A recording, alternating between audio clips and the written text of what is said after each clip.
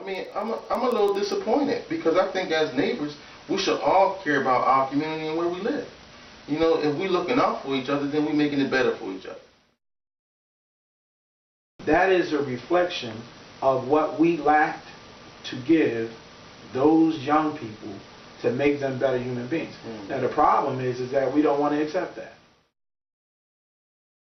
But black people have been lulled to sleep to believe that you'll get yours once you're dead. So our emphasis is on spirituality, our emphasis is on religion, our emphasis is on getting right with our Creator, while here on earth now, we are suffering.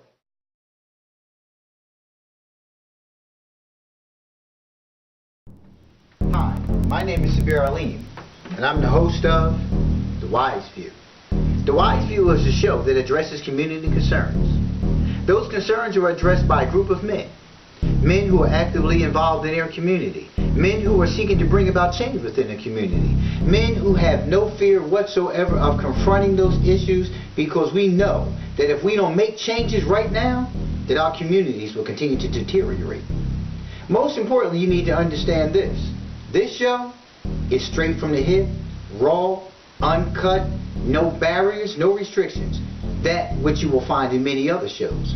But we're going to tell it like it is right here. And not only are we going to talk about those concerns, we're going to provide solutions. So see, me and my crew, we make it do what it do. Join us for The Wise View.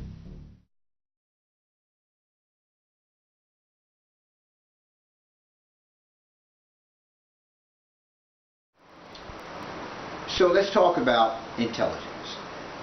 Now, we often hear, and we heard a lot about the intelligence factor when President Obama began running for office. When he was a junior senator, we heard dialogue about him not being black enough. We're not even talking about light skin, dark skin at this point. Now we're talking about one who speaks in a manner that is not like the stereotypical manner that black folks are supposedly known to speak in the manner of. So in other words, if you're not saying, yo, what's up, you know, my man, you know what I'm saying, you know, yo, so can I get that? And you know, if you're not talking in that rhetoric and you're speaking like I am, you are typically considered to be some intelligent Negro. That's just what the stereotype is, but the stereotype is really not as mythical as many believe. The stereotype is something that is applied to a group of people based on the conduct of a few, even if it's one, but it's a few. But a stereotype is also something that we begin to internalize as that identified group as being a reality. See, a stereotypical statement being made against a group of people is totally different than a stereotype that has now evolved into a reality in that particular group. I was always faced with hearing people call me white boy. I wasn't only called white boy because of my being so light-skinned. It also had to do with my features, excluding my lips. My nose. I have a very pointed nose and a very straight nose, and I also spoke differently according to what my peers had identified in me as being different. I saw myself as just one who was following the direction, the lead of my mother. She didn't speak that way. She didn't allow us to speak that way in the home. She always corrected our speaking. She always corrected our writing. The way we, address other people. We were always taught, yes ma'am, yes sir, no, yes, not no, yeah, none of that shaking head and stuff. You don't shake your head because you have a mouth. But when you talk to others in our group, many have qualms about that. Oh, you think you better than. Well, where did you get that from? Maybe it's the fact that you think I'm better than, or you think I think I'm better than, or maybe it's a matter of you feel less than when you're around me because what you have failed to do within yourself at being better in your own speaking. So instead of looking at it from the perspective that I think I'm better than, how about you begin to ask yourself, why do you feel less than? I remember speaking to people over the phone and how people reacted to me when I actually was sitting in front of them. It was surprising to them that I spoke so, I guess, eloquently over the phone, and then here I am, a black man. That was like, wow. So you're so-and-so. Yes, I am. How are you? Good, good. And it has done me great benefits in life, speaking, I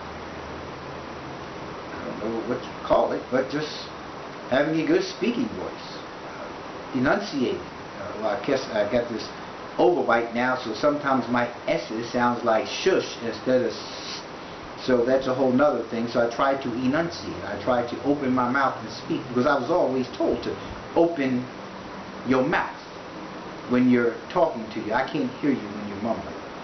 So because I don't use certain, I guess, terms, or I'm not lazy in my speaking, I am considered to be one of the so-called better ones.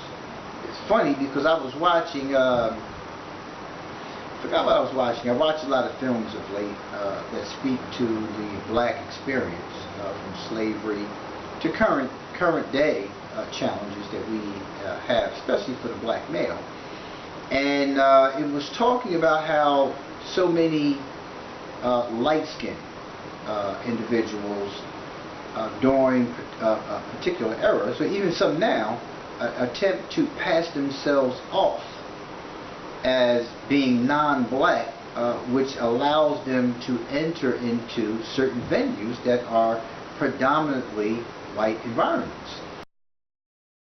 And the mindset is that because I speak the way I do, and because I'm light-skinned, because I have some level of professionalism, that I am more apt to be looked at and accepted into an environment that is a predominantly white environment, as opposed to an environment where I'm with blacks.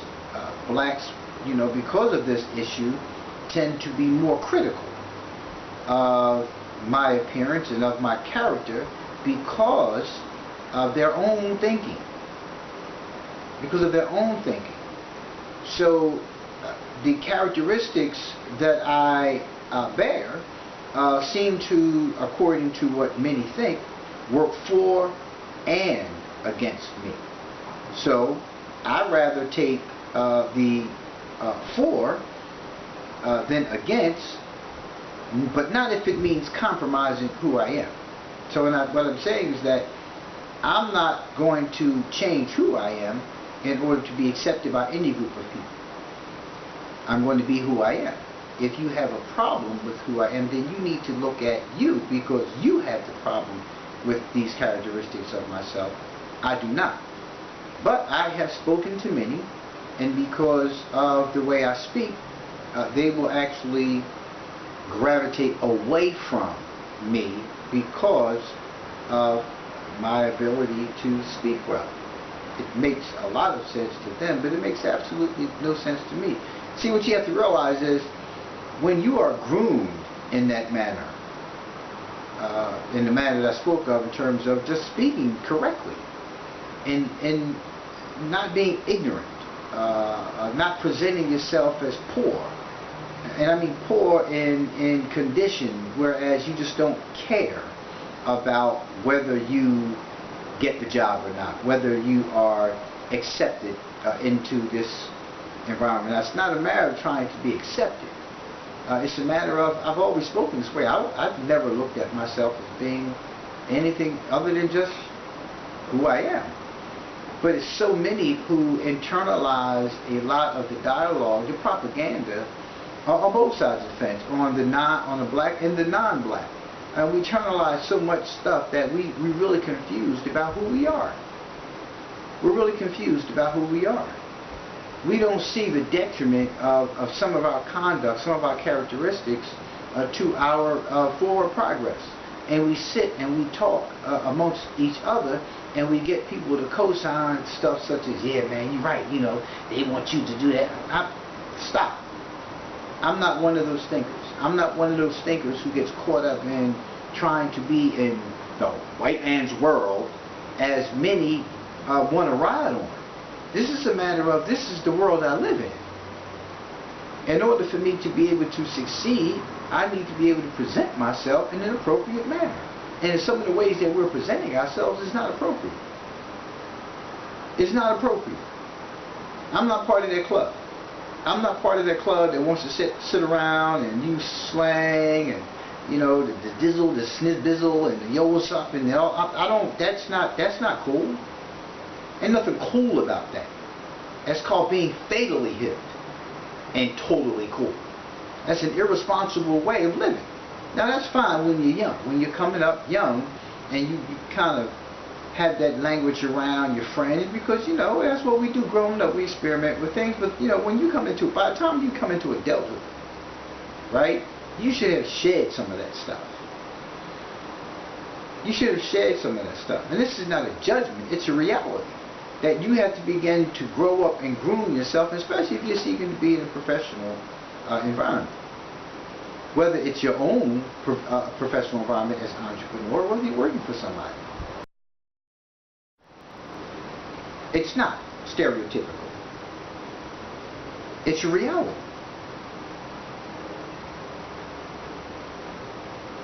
And we don't want to accept that. We want to ride on some other stuff. We want to make everything wrong about what is said about us when we see it amongst our own people. But we have an issue with it when somebody else says it. But it's a fact. It's a fact. Look at your own children. And look at the swagger that they're picking up. Do you want them to walk around with that swagger for real? You know, that swagger you keep saying is so cute. Really? Think about it. Think about it. Just think about it. Before you say anything. Before you disagree. Think about it. It's something about us as a people. We have this rhythm about us naturally. It's an innate rhythm that we have about us. How we walk, how we talk, how we do things. It's a natural thing with us. But the language, the dialogue, the way we speak is our greatest impediment. And we don't even realize it. We don't even realize it. We have convinced ourselves that it's the norm for us, and it is not the norm for us. What it is negligence on the part of the caretaker, be it the parents, the grandparents, foster parent. That's what we have. We have a negligence. We have a negligence of ensuring that our children, those who you're responsible for, are given a fair chance at being able to survive in this world. And you have to be able to speak properly. And I don't mean proper in yes and no. That's not proper. That's a stereotypical presentation of what we think that others speak as. It's a stereotypical tone. That's not proper. That's not proper. That's just a poor display of what you think proper is. And because you have termed that as being proper and you don't speak like that, then that's how the characteristic of being non-black gets put upon blacks who speak in that manner. You're either trying to assimilate Europeans, or you're just a geek. But you can never be just a person who has been rightly guided and who has made a decision to put themselves in alignment with success. Part of being in alignment with success means putting yourself in the position that when the time happens for you, you know, that which you pray for, that which you're asking to happen for you happens, you are able to receive it and to maintain it to some degree. Let's talk about size. Now, I remember reading a comic book. I remember always seeing the advertisement where the guy was sitting on the beach on a blanket with his lady, and there was a volleyball net nearby, and you know, the jocks is what they call them, out there playing volleyball, and one of the jocks came over and kicked sand in the face of the guy sitting on the blanket with his girl, and pretty much, you know, took his girl, you know, punked him. In other words, we call it something else, but you know, he was. So I was always in my mind that the guy who sat on the sand, who was getting the sand kicked in his face by the jocks. And you know, when you are that size, when you're a little guy, right? It's like the Napoleon complex. Napoleon was a short dude, so he overcompensated by using, you know, brute brawn and weaponry and things of that nature. He used something outside of himself in order to appear bigger than what he really was, because he didn't accept where he really was. So I was always in search of that additional size, something that would make me bigger in comparison to those jocks. So that usually meant for me doing things to be accepted. I would do crazy things, stupid things, such as like throwing rocks at cars off of the bridge, the 25th Street Bridge. I grew up in South Philly, so I throw rocks at cars. I throw bricks, boulders, anything off the bridge into traffic, and then I begin to be labeled as being crazy. Yo, he crazy, he crazy. So for me, that was significant, because now that was my end. Now I had something that increased my size, because they knew that I was willing to do just about anything. That was my thing. You know, throwing rocks at cars, throwing rocks at people's homes. I remember on what was that? Mischief night. Many years ago, probably back in the 70s, when we were throwing eggs at this one house. Well, we were out just throwing eggs all together, and nobody could hit this window. And I said, "Give it to me. Let me try it." He said, "All right, go ahead, give it to him." Nobody else could hit this window. So they gave me the egg. It was the one egg. And I threw a spiral. And not only did I hit the window, but it broke. It shattered the entire picture window. The entire picture window. I mean, it was a picture window. They're really big windows. And back in the 70s, they had one of those big picture windows. Like, you know, this was a crib up in West Oak Lane. Right, and my cousins and them, when we talked about it a couple of years ago, they brought it back up again. But so I was able to break that window. I mean, I wasn't trying to break it; I was trying to hit it. But I threw the egg with a spiral throw, and it just, if you know anything about an egg, you can't break it by holding its end. So that's ultimately what happened. And again, now I'm up in another neighborhood, and I got a kind of a title. You know, so now I got some more stripes that they think, yo, he crazy, man. And So, and wherever I moved to, in whatever area, whatever neighborhood I moved to, that's what I did. I did crazy things. I did stupid things. And even as I got older, I did a lot of crazy, stupid things that I'm not proud of either. But I did things, you know, I did the dare, you know, yo, here, take this and go do that. And I did those things, right? So I got a title. I got a reputation. And that was important to me. Because, you know, the big boys, they had that about them. They had the size. So I needed to have something in my character that made them believe that, listen, I'll try you. You know, I don't have no problem with that. Let's go. Let's have it. So, and I was always one of the ones, like I was always taught, you go after the big one first. Once you get the big one out the way, the rest of them fall in line. So my mindset was always to, you know, give the psychological appearance, because I couldn't give the physical appearance, but give the psychological appearance. I didn't know enough about psychology then, but to give the psychological appearance that, yo, this dude is a nut. So, you know, he bears watching. And I like that. But it was a matter of, I was scared to death. Because that's not who I really was. That's who I was to make you believe that's who I was. But I never was convinced inside that that's who I was. Not in my heart. Not in my heart. But there are big dudes, you know, who walk around, you know, who have the big itis. Like they can, you know, come in with their brawn, with their size and their brawn and be like, you know, kind of hauling up the space and think they can walk up on you and do what they want, and, you know, so therefore it created conflict. But again, this is nothing that any plantation owner, a slave master, anybody developed. This is natural. It's natural for one to feel a certain way about themselves and or others who are different than them. That's just difference in size. You know, so if I'm big and I know that big is significant to society, I'm gonna conduct myself like I'm a big boy. What's up? What's up?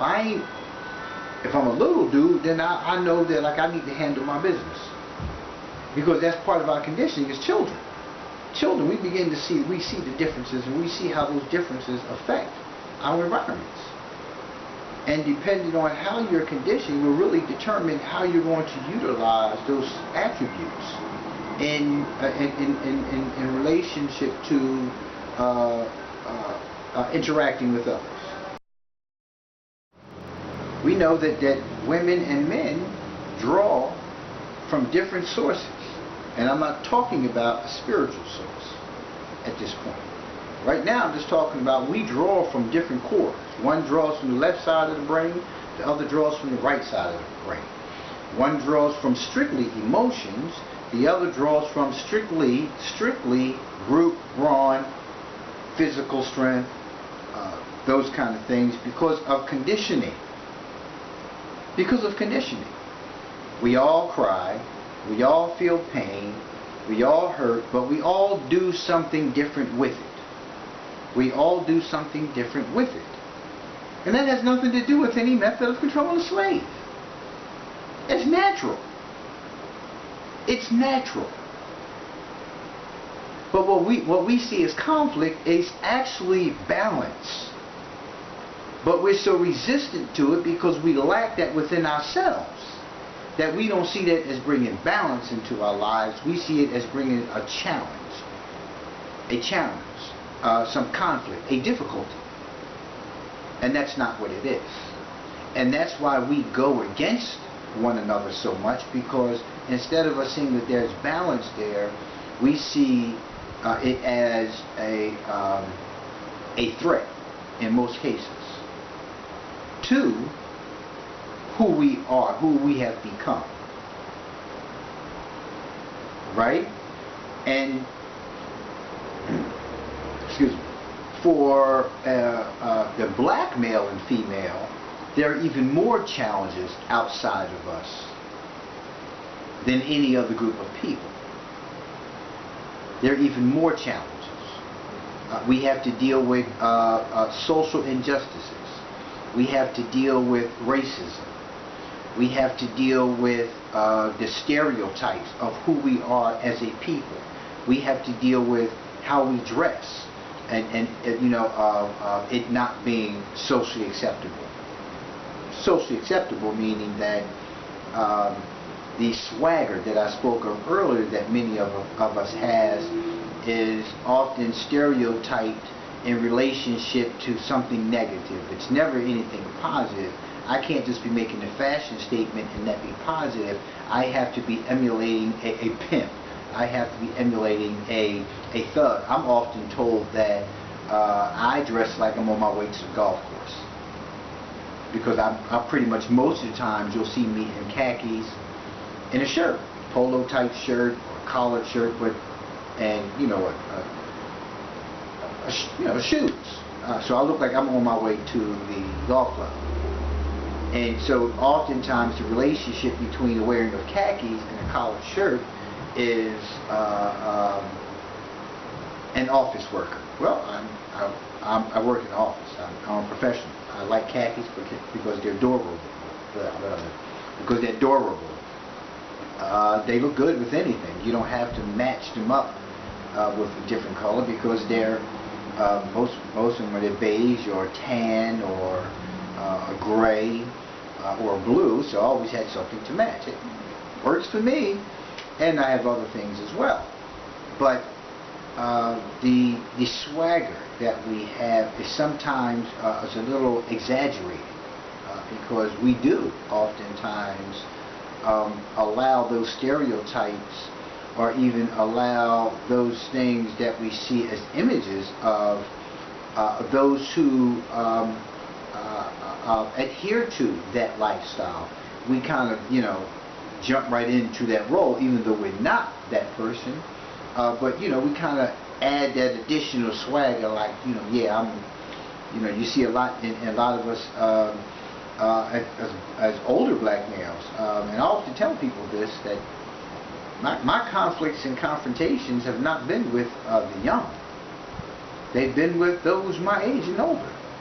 Those grown men who want to walk around and, you know, with this swagger. See, it's one thing to wear your hat turned around backwards for style. It's another thing to wear your clothing in that particular manner and act like that's where you are. Sometimes you may see me with a cap worn backwards, but you're not seeing me walk around with the, you know, what's up, man? That kind of, no, that's old, that's dead. I had that experience. Got the T-shirt and put it in the archives somewhere. But we have those of us who still walk around and act that way. So if you take that characteristic, then now you look at the characteristic of the woman. You know, as girls, it's one thing to be chasing boys around and doing this and doing that and with the smart mouth and things like that. But as you begin to come into age, you see where, yo, that's not how you talk to a man. That's not how you talk to your man. And if you talk to your man in that manner, this is the kind of relationship you're going to have. Hence the reason why we have so much domestic violence that goes on. Because of how we talk to each other. But one of the things, and I don't want to ride on this too long because I can really get started on this subject matter about domestic violence, is that we keep talking so much about violence upon women, but we have no dialogue whatsoever about violence upon men. We avoid that like the plague. We have a society that avoids that like the plague. The same way we're treated in the court system for family courts. We don't want to address the needs of men. Hence the reason why you have so many violent acting men. Because we can't express ourselves. We tell somebody, you know, well, she's jumping on me, she's the one that's doing this, that, and the other. I'll be trying to hold her off, I'll be trying to fend her off, I'll be leaving out of the house, this, that, and the other. She continues to do this. You look at it like, chump, shut up. You acting like a straight nut. Come on, man. A woman? Then you have the other side that says, yo, just slap her, pop her in the mouth a couple of times, she'll straighten up. I wasn't groomed like that. That's not what I'm going to do. But that's what happens. But nobody wants to address the needs of men. Because there's no venue created for men to be able to go and sit down and talk about the fact that, yo, dude, I'm sitting there talking, they're saying, no, she done hit me in my mouth. I'm sitting there trying to explain myself, and here she done jumped on me. Now listen, I can tell you like this. My mother, 5'5", I think my mom 5'6", 5'7", will jump on a man in a minute. In a minute. I mean a New York minute. No problem whatsoever. I've seen her do it. I've seen her lose it. She had one boyfriend, dude, I think dude was like 6'4", every bit of 280, nothing but rock muscle. Jumped on him off. He would, just grab her, just hold her. He wouldn't hit her or anything. Yo, come on, what are you doing? Stop. It happens. And we don't have that discussion.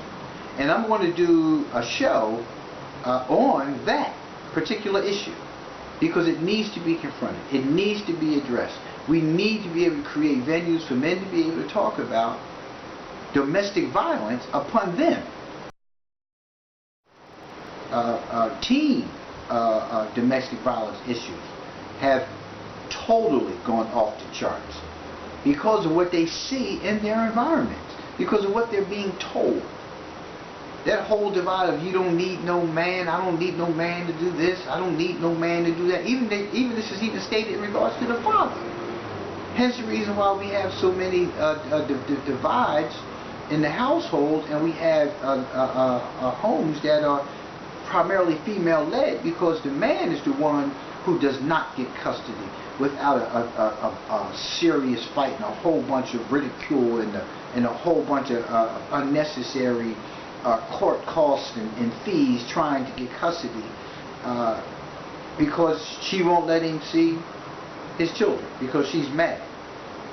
That's not right. That happens all the time. There's nothing created for men to be able to deal with that, because we have a commonwealth that says otherwise, that capitalizes. See, this is capitalized on. This has become a part of the economic growth and development of our societies. This divide between men and women, especially for the black male and the black female, this has become part of the economy. They have capitalized on the differences between us. They have capitalized on these things that that have already played an intricate part in our lives as a community. They have turned this whole thing around to make sure that women and men in the black community are continuously divided, because this gets you locked up, which is money, right? Which is money. This is also a condition that puts in place other supports for the mother to begin to, or either remain committed to allowing the government to take care of her and your child. And if you attempt to take care of your child, then and she has benefits, then that's taken from her because you're giving her money. That's that man out of the house rule that was established back in the 60s, that was along the way modified, but it has remained a part of our system. They just changed it, called it something else. But it's all by design. See, we don't have a broken system. The system is working just fine. We've established a cycle. See, when we're divided as mother and father, right, then that means that the child is forced to choose a side. So not only does a child be forced to choose a side, now a child's thinking has begun to change about the side that he or she picked and did not pick. So now I have to see the other parent from a different light. I have to, that the one who is not in the house with me, then, and the one I stay with, now I have to see them in a different light. So that begins to shape and mold my perspectives of the world around me and how women and men interact with one another. So the system intended to do what it did when it capitalized on that, because it's obvious. If my mother leaves, how am I going to see my mother? Oh, you walked out on me, you're no good. Then I listen to what the father is saying about my mother, and I choose to either accept what the father is saying about the mother, or I begin to reject that which the father is saying because the mother is telling me something else, or I stop listening to both of them and say both of you are fools and I'm going to do it on my own. But either way you look at it, the child's affected. So in the 60s, the 60s came right after another period for black folks, the whole lynching thing that was going on heavily up until around that time, and then the whole movement in the 60s began to happen for black empowerment. The whole black power movement started really rising in the 60s. A lot of changes were happening then. But we have to look at, this is something, listen, we have to look at ourselves. How I see women is how I will react to them. How I see men is how I will react to them. And that's from a male perspective and a female perspective. The way I as a male see men and women is my worldview. A way a woman sees women and men is their worldview. And that's how they engage everyone around them. And there's always a different way of how they address and they interact with their own. So if I'm black, I interact with black men and women in a different way than I react to white, Latino, Asian, so on and so forth. So if you think that you don't interact differently, you're sadly mistaken, because you do interact differently for a variety of reasons. For a variety of reasons. And that's another show that I want to have, really want to have, the show on interracial relationships. Really want to have that show, because it's important for us to talk about what that experience is like, because in many different fronts, you'll go to some states where it's wide open, you'll go to some states where it's like totally like, oh, yo, what are you doing? It's like we're still back in the 1800s.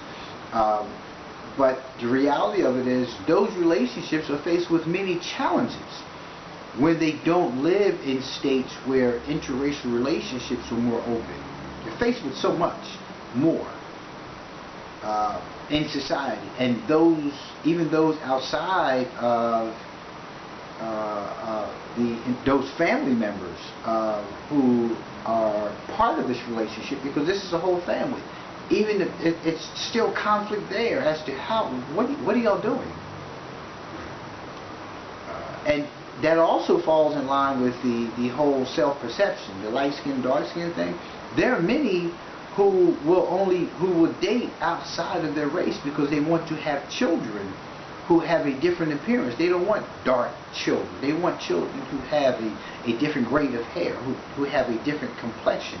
So they have a chance to make it in society. I'm telling you, man, listen, this thing gets real deep. See, women are more in tune with behaviors of men than men give them credit for. They don't have to go to any kind of training for some kind of like non-verbal analysis and all that kind of stuff. They watch us.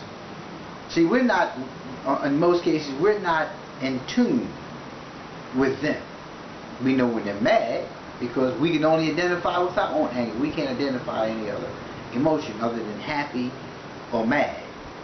So we know when they're mad, but are you in tune with her enough to know that she's being avoided for some reason, that she's hurt for some reason? Do you know? No, but they are in tune with those things like that. Baby, what's wrong? Oh, no, I'm good. No, you ain't good.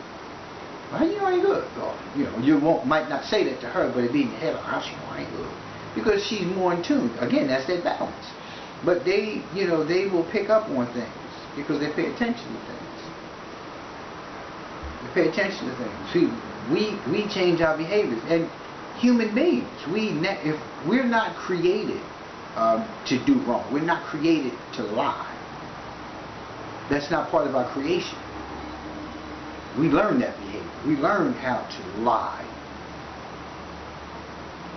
If you beat me because I tell you that I did, if I tell you the truth about something, I'm going to stop telling you the truth because I don't want to get beat. First thing I'm going to say, no, I ain't doing it. But because we're not created in that manner, when we're lying, there are things that we do. And women are really in tune with that. As a clinician, as a person who has worked in community corrections for over 17 years, I've learned, and I've been to training for, communication analysis, nonverbals, handwriting, all that kind of stuff. But that's because I'm a clinician, and because of my background, I see that. So I'm in tune with that. But had I not been a clinician, I don't know how in tune with certain behaviors I would really be. Because I've not been conditioned that way. I was conditioned to, if she's hurt, make her feel better. Whatever that meant. If she's happy, keep doing it. Because she's happy, that makes her happy. So whenever she was mad, I'd do something to make her happy. But to seeing anything in between happy and mad, I didn't know how to do that. And I had to learn that over the years. And that's something that women are already groomed to do. Take care of your man. Her creation is to take care of her man. Our responsibility is to take care of her. We were given that directive, that we take care of women and children and orphans. That's our responsibility. We protect them. That's what we've been ordained with from birth. Women, from their creation, from man being made to be his partner, right, are naturally going to do that. That's why they wind up with so many of us that ain't worth shit. Because they see something better in us than we see in ourselves. So they wind up with these dudes that are nothing. Are doing nothing for themselves. Not nothing in the sense that, because all of us are something. But you're doing nothing with yourself. You can do better for yourself, and you choose to be in the street. You choose to sell drugs. You choose to use drugs. You choose to be in a lifestyle that's destructive instead of something that is going to be good and beneficial to you and your family. They see it. We show it in ways that we don't know that we show it, but we're so used to masking those things when we're around the homies, because we don't want the homies to see that we're weak. Whatever weak means. Weak means one thing in the street, and it means something totally different to a woman. And where she gets her information from as to how she perceives weakness in a man will determine how she interacts with you when you show emotions. When you show emotions. So that, again, that's no method of control. That's natural. That's a natural order of what happens in a person's development. That's going to happen. Whatever way you see yourself, whatever environment you're in, is what's going to naturally groom you into being that way. So we have to begin to teach males things that are very significant to them in their development, and we have to teach girls and help get girls to read things that are necessary for their development. So we need to be doing more reading. But when you start looking at education and how many males versus females are entering into college, again, it's obvious. There's definitely a divide there. Definitely a divide there. There are more women in college than men. But there's a reason for all of that. There's a reason for all of that. And somewhere along the line, we have to bring balance to that environment where we have not necessarily equal amounts of males and females in school, but a much higher account of males in college. But the same thing is happening in our religious institutions. You go into the church, and there's a handful of men. 80% women, 20% men. Excuse me. When you go to the masjids, you will see the same men, mostly older men at the masjid I attend, but you'll see the same people all the time. You don't see a whole lot of new people, but most importantly, what you don't see is involvement from men. You don't see enough men involved in our religious institutions in protecting them, helping them grow, being models, role models for the young men coming in and into, bringing them into the fold of the religion. You don't see that. You don't see them showing up at functions like they need to be. You don't see them sitting in at the events like they need to be. You don't see it. And people say, well, Sabir, you Muslim, how do you know about what happens in the church? My woman is Christian. I go to church with her every now and then. I believe in all the books that God has sent. I know what books have been sent, but that's a whole nother discussion. So we have to really begin to look at the insignificance, again, of this speech in regards to male-female divide. That's nothing that's going to control anything. That does it on its own. It's not to say that our society has not found a way of ensuring that this divide is magnified and that it's consistent and that it's something that will take more than a lifetime to remedy. Perspective, the perceptions. When the speech spoke about plantation, the speech talked about plantation in a sense. North Philadelphia is one plantation. West Oak Lane is another plantation. South Philly, Fishtown, East Oak Lane, Yaden, Darby, Northeast Philadelphia, they're all plantations if we look at it from that perspective, because that's actually technically what they are, because they're divided, they're controlled by certain governing authorities, different county lines and all those things, and they have how they're going to deal with things. And we already know that you're not going to some of these counties acting like you do in Philadelphia County, because Philadelphia County is lax as hell, which is why it is hell living in Philadelphia. But when you go to Montgomery County, when you go to Darby, when you go into Delaware County, you see the difference. You see the difference in people's conduct. Now they know you go driving through a Philadelphia street at 45 miles an hour, which the speed limit is 25, 30 miles an hour, but you'll zoom through there at 45 miles an hour, and know that the likelihood of you getting stopped by a cop is slim to none. If you hit somebody, then we'll deal with it. Other than that, I don't have time. There's too much other stuff to deal with. Right? Now, you won't do that in Montgomery County.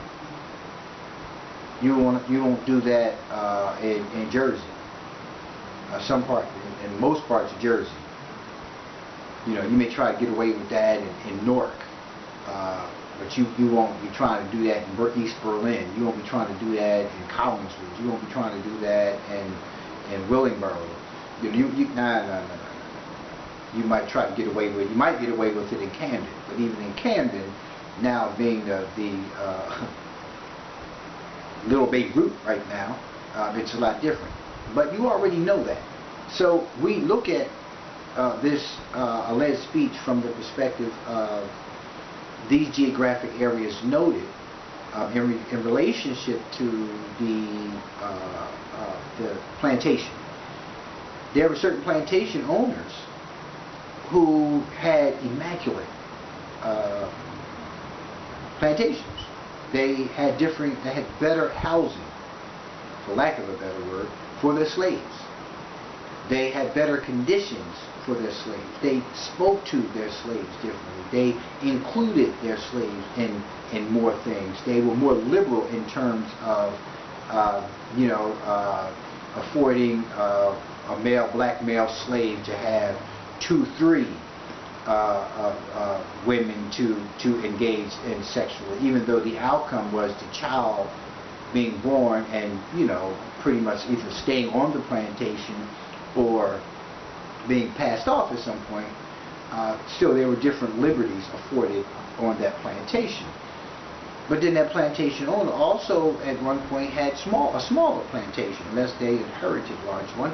But then there were some who came along, like the overseers. When you have the white overseers, they were given a little, poor plantation, smaller plantation that didn't have as much, and that weren't in the best of conditions. But that would be for them. Or that's your starter plantation. So that starter plantation was raggedy. Right? It was raggedy. But you handed your business on. So the conditions there were terrible. So the slaves were talked to poorly, they were treated poorly, their environments looked really, really bad. They slept on top of each other. They were in huts, shacks, they were leaking, there were muddy floors and all kinds of stuff. So using that comparison of the plantation to the communities, you look at the communities. It was a time when, and it probably still exists to some degree, that Yaden, for instance, was considered the area for the bougie black folks. West of Lane, the same. North Philly was considered for the poor and impoverished. South Philadelphia was more or less, geared towards, well, that's the mob. The mob runs South Philly, so they get it done down South Philly. But the projects were terrible, but the administration took care of South Philadelphia differently. The Northeast, the greater Northeast, they're all dealt with differently. Just kind of look around you and listen to the dialogue when people speak of these different geographic areas in Philadelphia or wherever your community is. Just look around. Well, it's the same analogy. So that's not something that anybody developed in terms of a controlling method of slaves. Excuse me. That's something that we establish ourselves. We establish that. And again, it goes back to all the things that we've already talked about in this episode and the previous episode in terms of, the divide. That's our own thinking. Nobody had to give that to us. We established that. Oh, you think you better because you live up in West Oak Lane. Why? Because the houses are bigger, because there's grass up there, because the streets are big, because there are driveways, because there are garages. So you think that I'm better than? That's what you think.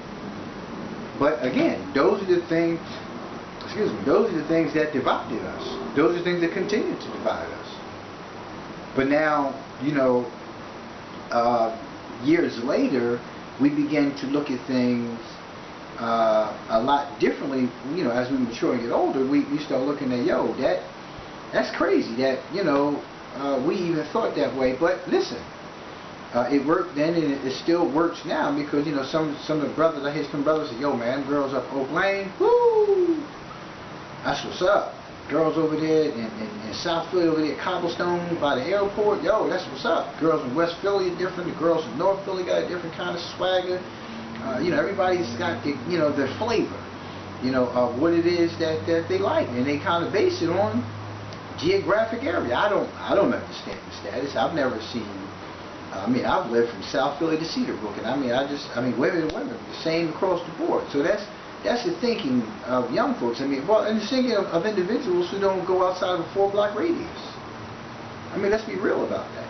If you don't go anywhere, anytime you go somewhere else, everything will look fresh and new.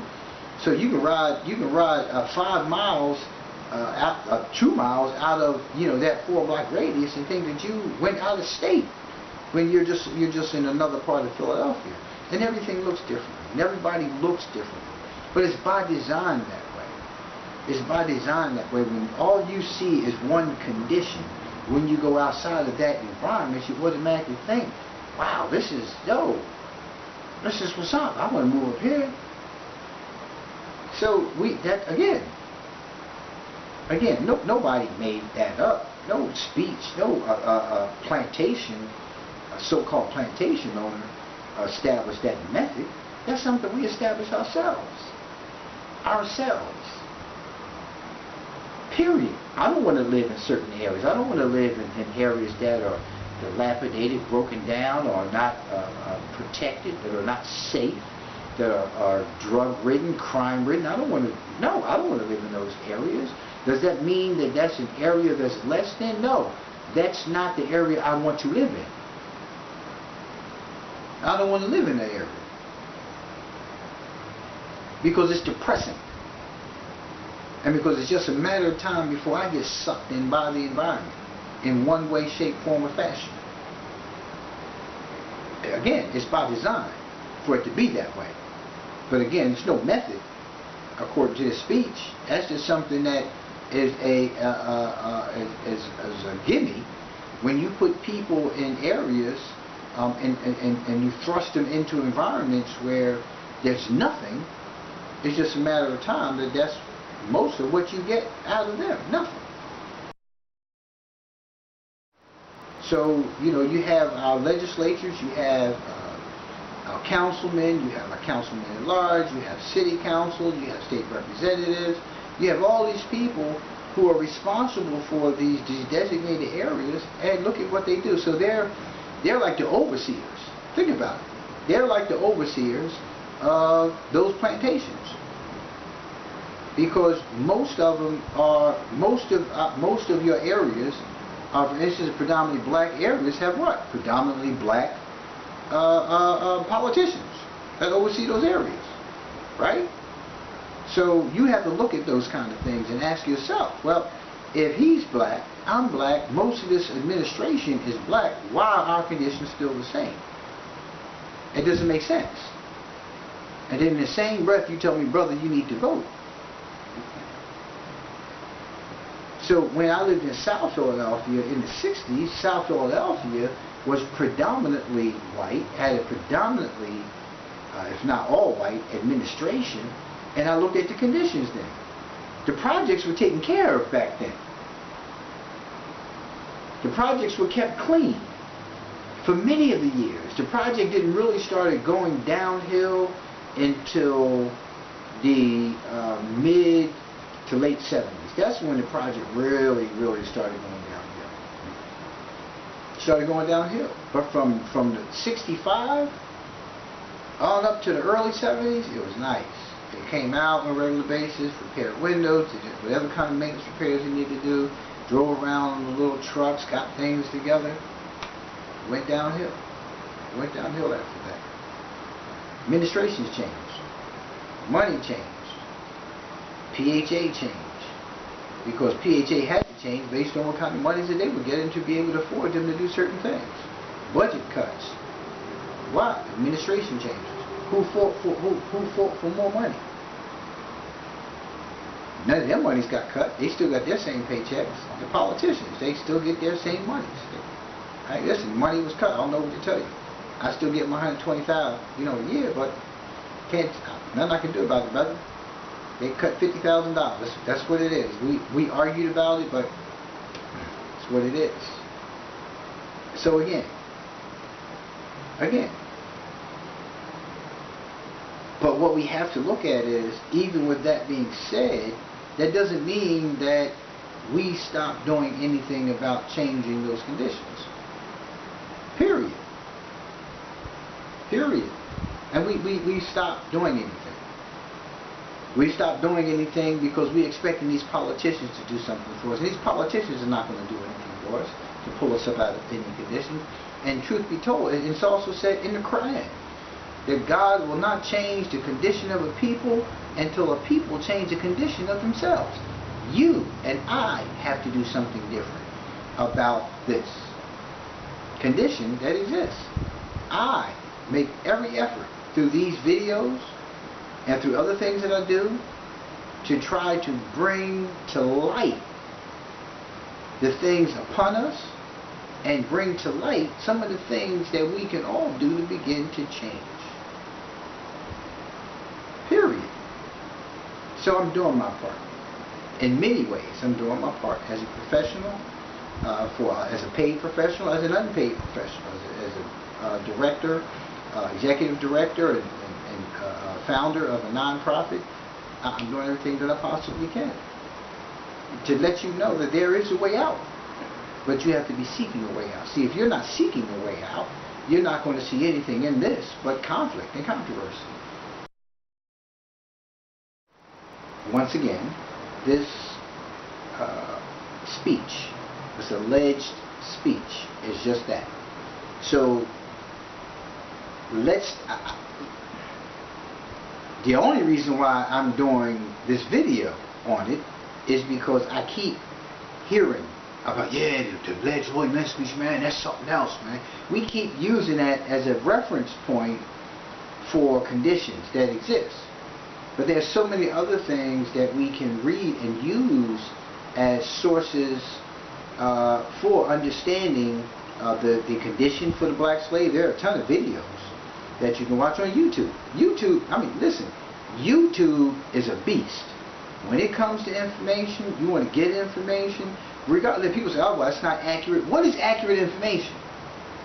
You think your imam, your pastor, little boo-boo, your parents have all the right answers, that their information is accurate? No. You have to do the work yourself and find out. Learn something new. Learn something new. But this is the only way that we're going to be able to begin moving forward, is if we open up our minds and take in new information. But I want you to rid yourself of this information. This speech, no matter how much on point that it is in its content, the alleged Willie Lynch speech should not be getting all of the credit that it's getting for that content. It should get no credit. There's no author to it. Nobody has come forth and said, I'm Willie Lynch, and proven that they're Willie Lynch. Nobody. I'm Willie Lynch's uncle. Here's the documentation from where this came from. Nobody. Everything noted in this speech, the time period, the location, the river, all of those things have already been looked into. There's one speech that nobody knows anything about. Nobody knows who this person is. Nobody. No slave. No activist. No historian. Nobody knows anything about this alleged speech or its origination and this person, Willie Lynch. Nobody. And you want to ride on that? No. No. I did the research. You can reject what I'm saying if you want. Look it up for yourself. But most importantly, start looking at some of these videos, man, on the black experience. When you begin to, yes, I'm going to tell you right from the door, you're going to go through an array of emotions. You're going to get pissed off. You're going to want to run around and you want to go after white folks. For what? You have to hold those whites accountable who are responsible. Don't go putting it upon others who have nothing to do with it, because isn't that what happens to us? Don't become like them. We have people who, white folks who have been part of this struggle for a long time, even back to the 1800s. So we need to stop with that thinking. That's the first thing we need to do. Stop with this thinking that, you know, it's all whites, because it's not. Because when they say it's all blacks who are out doing this, is that true? No. So let's stop there. But you have to begin to look at what those whites put upon blacks in those times. Yes, there are still those. They're in the Senate. We know they're part of our government. They haven't gone anywhere. They've carried the torch. We understand that. But you have to be able to pick your battle and take your fight to the right people. To the right people. Stop taking your fight to those who don't deserve it. Stop taking your fight to those who are not responsible for it. Take your fight to those who bring the fight to you. Period. And when I mean fight, you have to educate yourself. See, our greatest barrier to success in any kind of debate is we're not knowledgeable of things. I can only grasp what I can grasp. I can't grasp what you grasp. I don't have to believe what you believe. I don't have to internalize something the same way you internalize it. I don't have to. I don't have to.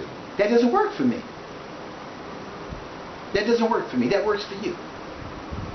I'll listen to you, but that doesn't work for me. So don't try to make your way my way, because it's not going to work. Right? And that's another part of our divide. Nah, brother, see, you misunderstood. No, I didn't misunderstand anything. I understood it through my filters. I understood it by applying it to my life and how my worldview. I don't see the world the way you do. I don't see the world the way you do. I don't. I had rocks, bottles thrown at me in elementary school by whites. I was chased with hockey sticks by whites. I was attacked on the bus going back and forth to school in high school by whites. I don't hate anybody except those who were trying to put harm upon me. I don't walk around looking at every white person and say, oh, that's the enemy. No. Because I'm looking at those around me who look like me who are the enemy. I don't have to look outside of my race to see the enemy. So it's a matter of wrong is wrong and right is right. I take everybody for who they are, and when you display or express something upon me that is like that of which I dislike, I will address you. I will either verbally or I will address you non-verbally by getting away from you, by staying away from you. Because you mean me no good. That's black, white, Asian, Latino, whatever you may be. Okay? Period. Being pro-black doesn't make me anti-anything, and we often get caught up in that. We get caught up in that. We get caught up in because you're white and I'm talking pro-black things and I'm anti-white. No, I'm not anti-anything. But I, like you, want for my people to do better. Period. Period. So I'm not anti-anything. I need to be pro-black because I am black and because my people are struggling. Because my communities that I enter into are being destroyed from within. Not from without, but from within because of our condition. Period. So we need to stop that kind of dialogue as well. And then when I even have this dialogue with my brothers and sisters, they want to sit down and tell me, no, brother, see, you wrong because, you know, them people. No, stop. That's weak. I'm not riding with that. We want to look at history. We want to look at who did what when. That's what those people did.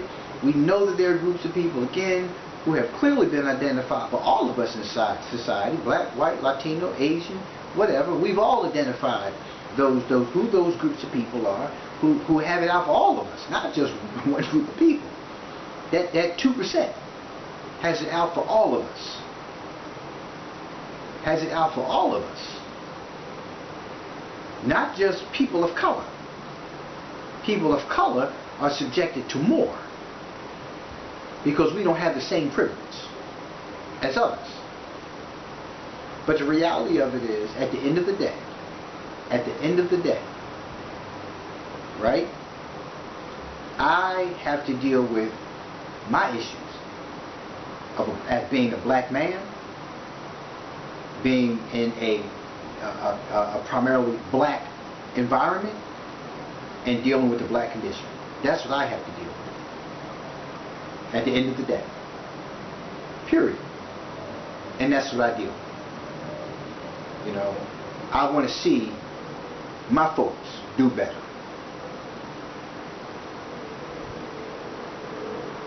Because I have children, I have grandchildren, I'm going to have great-grandchildren, they're going to have children, and if something doesn't change about the existence, the life of the black race, it's a wrap. We will not be in existence. And there are some thinkers out there who don't want us in existence. They just don't want us in existence. We see what's going on right now in the world, in these different countries. It's history repeating itself. It's history repeating itself. And there are some who are still on board with that thinking. So before we get lulled totally to sleep, I'm sending a wake-up call. Stop. All this stuff that you found in this alleged speech is part of the natural order of development, and because of the systems that we have around us, because of the propaganda in the media, because of the control that one group of people has exerted over all of us in terms of controlling what we hear, eat, think, and do, we're in this condition. We are in this condition. And we need to do something about it. We need to sit down and we need to begin to read. We need to begin to see videos. Listen, I can watch videos all day long on the black experience and come away either angry and want to go tear some stuff up, or come away angry and want to get my life right. It's totally up to you. Don't enter into it closed-minded. Don't enter into it alone. Because once you open that door, you start learning some things. Emotions going to start rising. You need to be able to talk to some people. They're going to help you stay on the path of keeping yourself in order.